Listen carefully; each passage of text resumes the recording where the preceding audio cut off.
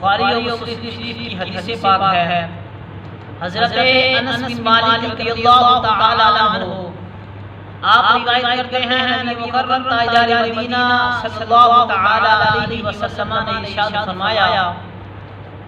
کہ جو بندہ اللہ کی بارگاہ میں کامل توبہ کرتا ہے، خالصاً توبہ کر لیتا ہے گناہوں سے، اللہ رب العالمین اس آدمی سے اتنا خوش ہوتا ہے جیسے ایک آدمی چٹیل میدان میں ہو اور وہاں اس کا اونٹ گم ہو گیا ہو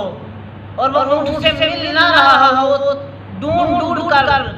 تھک ہار کے ایک درخت کے نیچے بیٹھا ہوا ہو، فرمایا کہ اچانک اس کے پاس اونٹ آ جائے، وہ اس پر سارا سامان بھی اس کا ہو، وہ جب اونٹ اس کے پاس آ جاتا ہے اس وقت انسان کو جو خوشی ہوتی ہے، فرمایا کہ اس خوشی سے کئی درجے بڑھ رب العالمین جب انسان توبہ کرتا ہے میرا رب اس آدمی پر خوش ہو جاتا ہے۔